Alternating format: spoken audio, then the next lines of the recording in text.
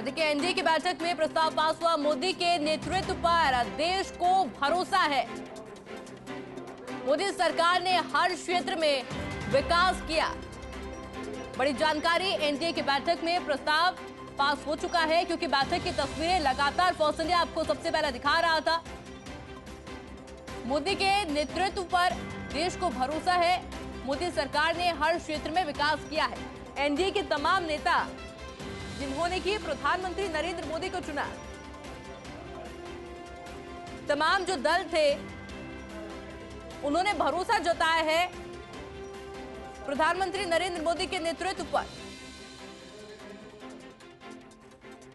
और इसलिए पीएम मोदी को चुना गया एनडीए का नेता। ये बड़ी जानकारी आपको दे रहे हैं। प्रस्ताव पर 21 नेताओं ने हस्ताक्षर भी कर दिए हैं। एनडीए की बैठक में प्रस्ताव पास हुआ और नरेंद्र मोदी को अपना नेता चुना गया है। उनके नेतृत्व पर भरोसा जताया गया है और कहा गया है कि मोदी सरकार ने हर क्षेत्र में विकास किया है और इसलिए एनडीए का नेता नरेंद्र मोदी को चुना गया है। मेरे साथ में पॉलिटिकल एडिटर योगेश शर्मा भी जुड़ चुके हैं। योगेश जी, एनडीए के तमाम नेताओं ने, तमाम दल ने विश्वास जताया है प्रधानमंत्री मोदी पर।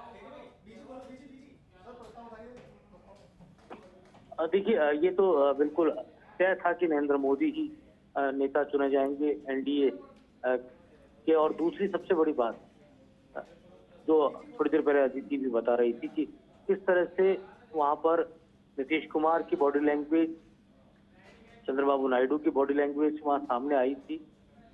तो नरेंद्र मोदी अब खुद ने सारी कहा जा सकता रणनीति अपने हाथ में ले ली। ये तो बात सही है कि अगर नरेंद्र मोदी का चेहरा नहीं होता तो भारतीय जनता पार्टी, मुझे लगता नहीं सत्ता तक पहुंच पाती। नरेंद्र मोदी के खुद के चेहरे के पीछे बीजेपी उस फिगर तक पहुंच गई जहां सत्ता मिलने में दिक्कत नहीं आई। बाकी आपने देखा ही कि पूरा चुनाव कितना टाइट रहा भारतीय जनता पार्टी के लिए और किस तरह से एक कठिन चुनौती इस बार विपक्ष ने, कांग्रेस और अलायंस के दलों ने, इंडिया ने एनडीए को दी थी। यहाँ पर एक बात और सामने आई है कि नीतीश कुमार ने कहा है कि जल्द से जल्द सरकार का गठन किया जाए, क्योंकि नीतीश कुमार मौसम विज्ञानी है। वो जानते हैं कि इंडिया के नेता किस तरह से उनसे संपर्क लगातार साध रहे हैं। और अगर देर का मतलब उनका ये कहना होगा, जो मुझे लगता है कि जो डिमांड्स नीतीश कुमार ने रखी होगी या चंद्रबाबू नायडू ने रखी होगी, उन पर ज्यादा देरी किए बगैर नरेंद्र मोदी और उनकी पार्टी भारतीय जनता पार्टी जल्द से जल्द फैसला लेकर और उस दिशा में आगे बढ़े। यहाँ बात कॉमन मिनिमम प्रोग्राम की नहीं है, लेकिन यहाँ बात है चंद्रबाबू नायडू चाहेंगे कि आंध्र प्रदेश को विशेष आर्थिक जोन में रखा जाए। जिस तरह नए स्टेट का गठन हुआ उसके बाद वहाँ पे इंफ्रास्ट्रक्चर को बढ़ावा देने की बात है, उसको आगे बढ़ाया जाए। तो वहीं नीतीश कुमार चाहेंगे कि बिहार को न केवल राजनीतिक प्रतिनिधित्व पर्याप्त मिले, बल्कि जब बिहार को आर्थिक पैकेज के तौर पर भी एक बड़ा मैंडेट बिहार को मिलना चाहिए। जिस तरह एनडीए बनाने में नीतीश कुमार ने सर्वाधिक महत्वपूर्ण योगदान दिया। इतना ही नहीं, अगर नीतीश इंडिया में ही शामिल होते और इंडिया के अंदर ही वो रहते तो बीजेपी को भारी नुकसान हो सकता था। नीतीश को बीजेपी की तरफ लाना, इसमें नरेंद्र मोदी का बड़ा योगदान है, क्योंकि नीतीश कुमार के साथ उनके खुद के पुराने रिश्ते हैं। नीतीश कुमार के साथ वो खुद भी उस दौर में मुख्यमंत्री रहे थे जब गुजरात से वो सीएम थे और नीतीश कुमार बिहार के सीएम हुआ करते थे। और पुरानी दोनों की राजनीतिक एक तरह से कहा जाए मित्रता है, और यही कारण है कि नीतीश कुमार के साथ उनका एक अलग तरह की बॉन्डिंग हमें नजर आती है। आज की बैठक में भी आपने देखा होगा कि किस तरह से दोनों बहुत ही अलग अंदाज में बात करते हुए नजर आ रहे थे, और वो कॉन्फिडेंस जो था वो नरेंद्र मोदी के चेहरे पर भी दिख रहा था और भारतीय जनता पार्टी के और एनडीए के नेताओं के चेहरे पर भी दिख रहा था।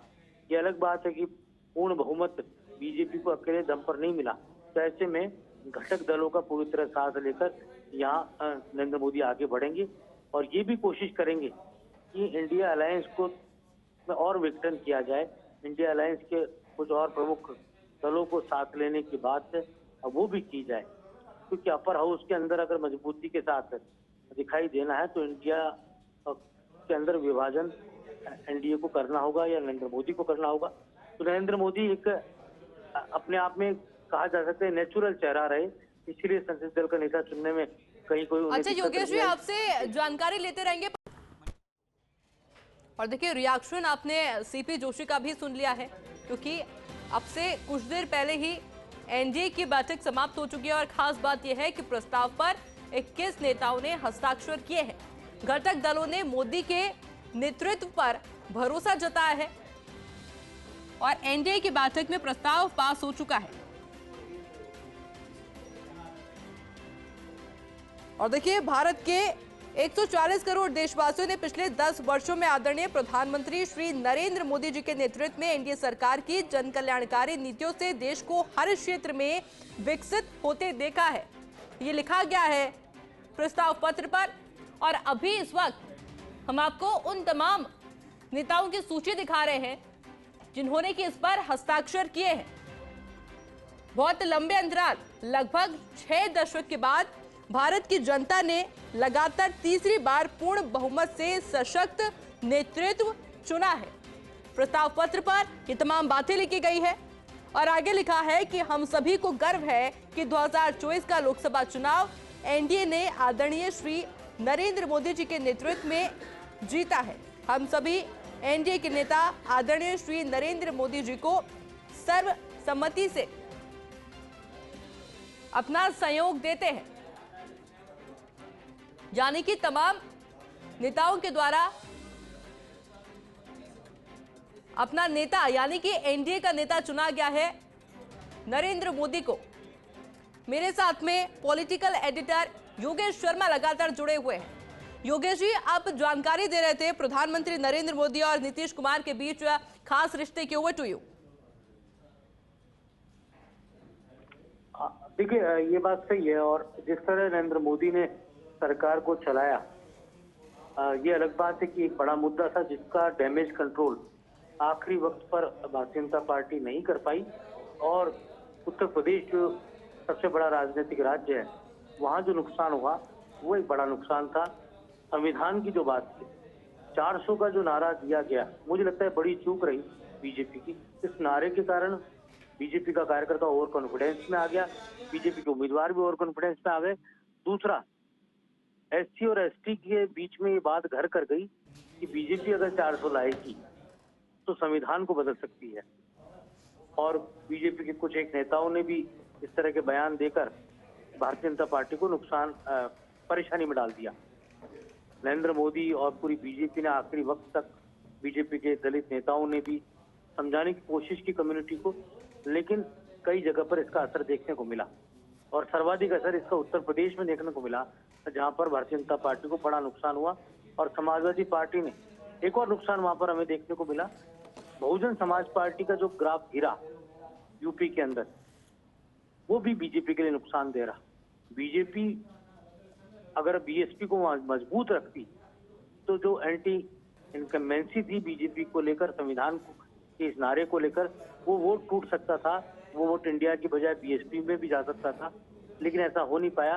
कांग्रेस और सपा अलायंस को शेड्यूल कास्ट का सर्वाधिक वोट उत्तर प्रदेश में मिला और जिसका ये कहा जा सकता है कि नुकसान भारतीय जनता पार्टी को। अयोध्या जैसी सीट पर भी बीजेपी के दलित चेहरे अवधेश प्रसाद ने चुनाव में जीत दर्ज की। तो ओवरऑल देखा जाए तो नरेंद्र मोदी, क्योंकि भारतीय जनता पार्टी के और पूरे एनडीए के सबसे बड़े नेता के तौर पर आज चुन लिए गए हैं, तो ये तस्वीर भी साफ हो गई है कि वो अब प्रधानमंत्री पद पर आगे बढ़ेंगे और पंडित जवाहरलाल नेहरू की जो लीगेसी है, जो इतिहास है, उसको आगे बढ़ाने का और या उसको ब्रेक करने का काम भी वो करते हुए दिखाई देंगे।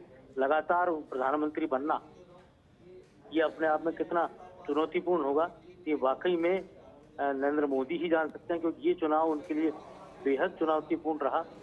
ये तो कहा जा सकता है कि मध्य प्रदेश, उनके खुद का राज्य गुजरात, कर्नाटका और साथ ही यहाँ पर उड़ीसा, पूरब और पश्चिम के साथ ही जो उत्तर भारत में मध्य प्रदेश का छत्तीसगढ़ का, हिमाचल प्रदेश का, उत्तराखंड का, दिल्ली का जो साथ यहाँ पर नरेंद्र मोदी को मिला, तो वो यहाँ का दस्ता उनके लिए मार्ग प्रशस्त करने का काम यहाँ पर किया।